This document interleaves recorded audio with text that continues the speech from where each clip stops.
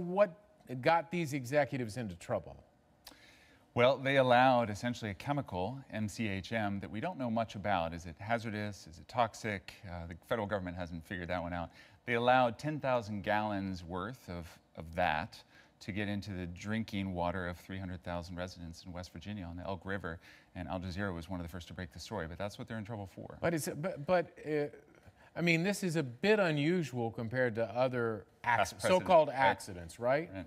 I mean, did they intend to put it into the water? I mean, it was in a World War II era tank, and it had leaks, and the federal government wasn't doing proper oversight. There are several acts that should have oversight of it, whether it's the Clean Water Act, the Safe Drinking Water Act, or the Toxic Substances Control Act. Unfortunately, those agencies have been underfunded over the years, and chemicals haven't been updated, so the personnel isn't there to track whether or not there are leaks in these World War II era tanks. So whether or not the jury eventually or the judge eventually decides that they're guilty, is there a message the government is sending here, the Justice Department? Hopefully, and Attorney General Holder said this is a grievous violation.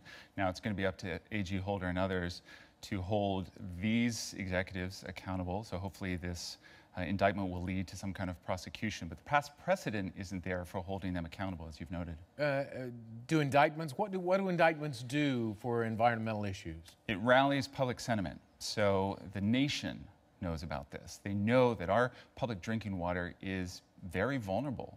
It's threatened by oil spills, chemical spills, maybe an act of terrorism, so we got to do more to protect it. The nation knows, the indictment rallies that sentiment.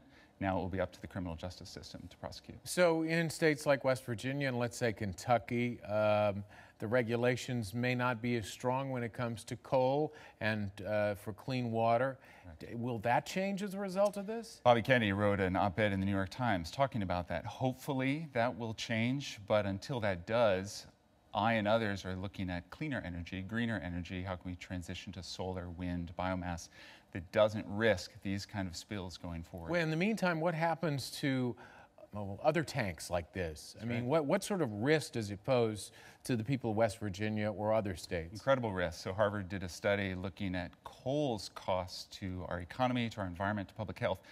Over $500 billion annually in terms of costs. So there are many tanks all across this country, and certainly fracking imposes some of the same risks in terms of contaminating water supplies. So what's not being regulated needs to be regulated, and that would require more funding, more personnel.